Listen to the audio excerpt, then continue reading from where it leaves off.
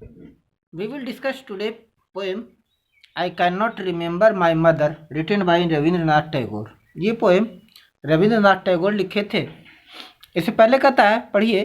Can you imagine your life without your mother? क्या आप अपनी माँ के बिना अपने जीवन की कल्पना कर सकते हैं? सपोज कि ये माँ नहीं हो तो। Do you sometimes compare your mother's features and nature to something poetic? क्या कभी आपने अपनी माँ की विशेषताओं और प्रकृति की तुलना की है, अध्ययन किया है? पोएटिक मतलब कवि की मुद्रा में। कवि का मतलब होता है हृदय से, दिल से। जो कि माना जाता है कि कवि जो कुछ भी लिखते हैं दिल से लिखते हैं। ये माना जाता है कवि दिल से काम करते हैं और लेखक दिमाग से। लेखक दिमाग से सोच कर लिखते हैं और कवि दिल से जो भावनाएं आती हैं उन भावनाओं को प्रकट कर देते हैं।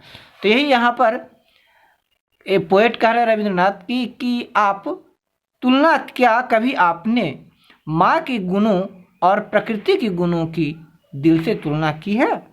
Do you remember her rocking you to sleep and singing lullabies in her melodious voice until you stayed off to distant land of slumber. Clear? यानी कहते हैं क्या, do you remember her rocking you to sleep and singing lullabies. Lullabies का मतलब होता है लोरियां। Do you remember, क्या याद है? हर रॉकिंग यू टू स्लीप, आपको सुलाने की कोशिश करने के क्रम में, सिंगिंग लुलाबीज, लोरियां गाने में। यानी कभी क्या आपको याद है कि कभी कितनी बार आपको माँ आपको सुलाने की कोशिश करते हुए कितनी बार लोरियां गाई थी? इन हर मेलोडियस वॉइस, अपने मधुर आवाज़ों में आपको सुलाने के लिए माँ लोरियां गाती थी, थपकी देती थी ताकि मेरे बच्चे सो जाएं। Until you strayed off to distant lands of slumber, ताकि आप गहरी नींद में सो जाए, है ना? आपको याद है कि कितनी बार माँ ने आपको सुलाने की कोशिश करते हुए लोरियां गाई कि आप सो जाओ, और वो खुद जागती रही जब तक आप सोए नहीं। आप उनका बिस्तर गीला कर दिए तो वो सोची कि चलो भाई, गीला बिस्तर पर बच्चा सोएगा तो उसकी तबीयत खराब हो जाएगी, इसलिए वो गीले बिस्तर पर खुद सो गई। आपने रात में कभी कपड़े गंदे कर दिए, कपड़े बदल दिए। यानी आपको आराम से सुलाने के चक्कर में कितनी बार रात भर जागती रही। Let us read this poem about a boy who has lost his mother and is unable to trace the image of her.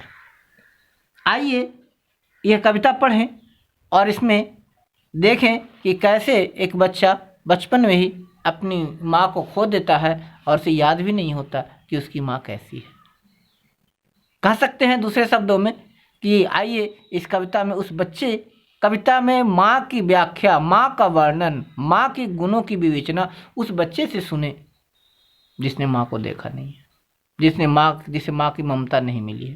क्या कहता है, क्या आई can not remember my mother, मुझे मेरी माँ याद नहीं है कैसी थी, मुझे मेरी माँ याद नहीं है। Only sometimes in the midst of my play, only sometimes in the midst of my play, a tune seems to hover my playthings. कहते हैं क्या, I cannot remember my mother, मैं माँ को याद नहीं कर सकता।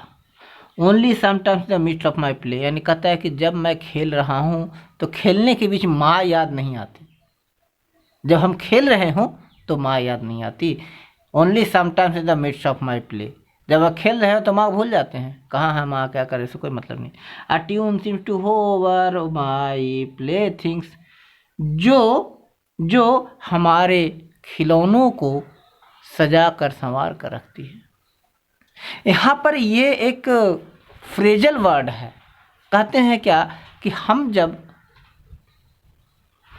अपने कामों में व्यस्त हो जाते हैं, सफलता जब पाने लगते हैं तो अपनी माँ को भूल जाते हैं, अपनों को भूल जाते हैं। वही कह रहे हैं, only sometimes in the midst of my play माँ को हम तब याद नहीं करते, खेलने के बीच में याद नहीं करते, काम करने के बीच में नहीं याद करते, आनंद के बीच में नहीं याद करते। माँ कब याद आती है? जब चोट लगता है। माँ कब याद आती है? जब कष्ट होता है। खुशियों के समय माँ याद नहीं आती। The tune of some song that she used to hum while rocking my cradle। और फिर हम भूल जाते हैं माँ की उस लोरी को, माँ के उस गाने को जो मुझे सुलाते समय खाट पर बिठाकर गोद में लेकर या प्यार से थपकी देकर गाती है, उसको भूल जाते हैं। यहाँ पर ये कह रहे हैं पहले लाइन में, पहले पैराग्राफ में, कि जब हम खेलते हैं, यहाँ खेलने का मतलब होता है जब हम आनंद में होते हैं, जब हम प्रसन्न चित्त होते हैं तो शायद ही अपने माँ को याद करते हैं। यहाँ माँ का अर्थ हो गया माता पिता, अपने जनक को, पालक को। आई can not remember my mother, हम माँ को भूल जाते हैं। But when in the early ottoman morning, लेकिन जाड़े की सुबह सुबह,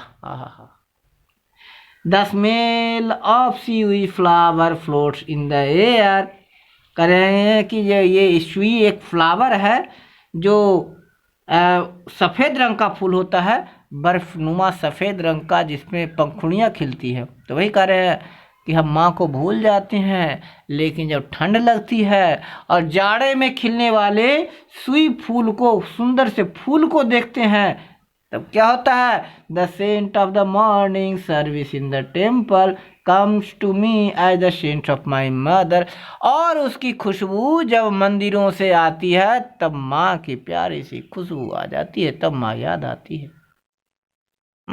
यानी कह रहे हैं कि माँ की याद तब कब आती है? कष्ट में, है ठंड, है ना, ऑटमन मॉर्निंग, जाड़े की ठंड में। जाड़े का ठंड किस बात का प्रतीक है? कष्ट। यानी कह रहे माँ कष्ट में याद आती है। जब सुख में रहते हैं तो माँ याद नहीं आती है, कभी नहीं याद आती है।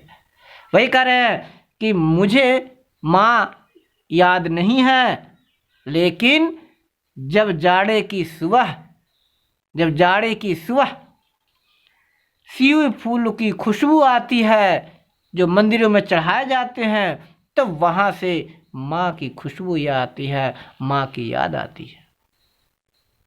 I can not remember my mother, मुझे माँ याद नहीं है। Only when from my bedroom window I send my eyes into the blue of distant sky, लेकिन जब मैं अपने घर की खुली खिड़की से विशाल नीले अंबर को झांकता हूँ, I feel the stillness of my mother's gaze on my face, तब मुझे याद आता है कि माँ किस तरह से, इसी तरह से मेरा मुखड़ा निहारते रहती थी, मेरा चेहरा देखते रहती थी।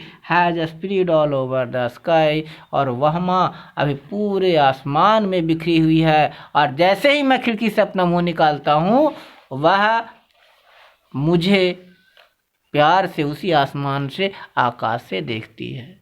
यहाँ पर पोएम कह रहे हैं कि अगर आपके पास माँ है, मेरी तो माँ नहीं है, पोएट कह रहे हैं कि मेरी तो माँ नहीं है, मुझे याद भी नहीं कि मेरी माँ कैसी थी, लेकिन माँ की याद आती है, माँ की याद आती है। माँ की याद, पोएट को माँ कब कब याद आई? पोएट को माँ कब याद आई है? तो पहली बार तो पोएट की माँ तब याद आई है कि जब कोई माँ सुलाई, अपने बच्चे को लोरी सुनाती है सुलाने के लिए, तब पोएट को, रविंद्रनाथ टैगोर को माँ याद आती है कि मेरी माँ भी ऐसे ही सुलाती होगी, है ना। कब याद आती है?